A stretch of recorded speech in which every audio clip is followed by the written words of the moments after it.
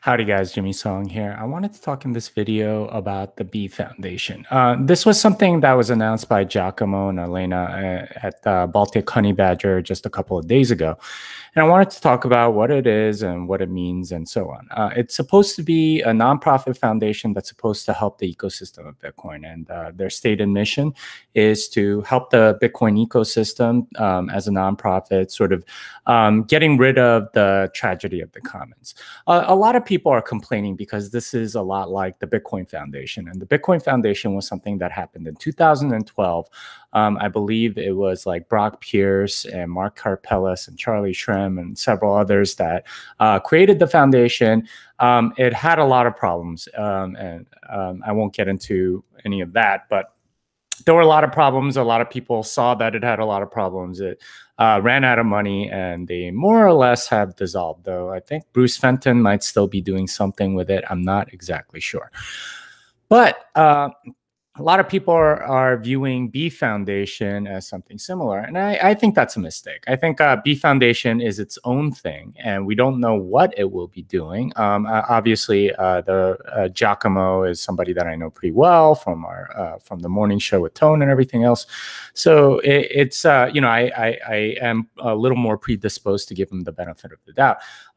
But like it's a market thing, right? Like even if it's a nonprofit, it's still a market thing. It's not a centralized controlling thing. I think the Bitcoin Foundation, to a large degree, tried to direct Bitcoin or try to make it so that Bitcoin will go a certain place. And I don't think this is what B Foundation is doing. I think what they're trying to do is to make it so that they are supporting different projects in the community without like telling them what to do, and that's a good thing. You want things that people can recognize as being good for the community to be supported by these people.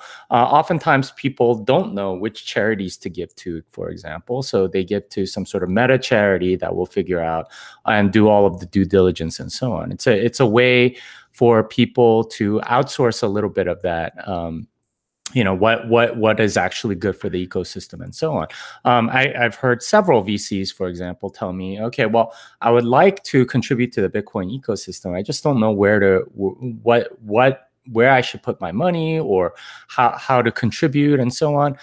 So it's important to have somebody like a Giacomo or Elena that know the ecosystem pretty well. And, if they can gain the trust of people that want to contribute, or at least the people that are contributing think, okay, well, these guys will know better than I do what's going to be actually useful to do with this money so that the ecosystem gets better, well, then more power to them. That's a good thing, and they should probably be paid somewhat to provide that service.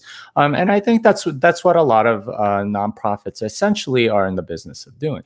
Now, whether or not they'll be successful, I don't know, and that depends on a whole lot of market factors. But we should give them a chance, right? Like that's all they're really asking for, and they're not really asking for anything from you per se. Somebody in the Bitcoin community, they are asking for this from people that are interested in contributing financially to the ecosystem, but in a way where they can, help out the entire ecosystem, because they have this specialized knowledge that they can leverage, whereas sort of the normal investor might not. Now, if you trust them, then that makes all the sense in the world. If you don't, then don't, right? But their objective is to gain that trust by contributing to things that end up being really important for the community. So I applaud this thing. I hope that it does really well, and I obviously know a lot of the people in it, and I'll be trying to support them in whatever way I can.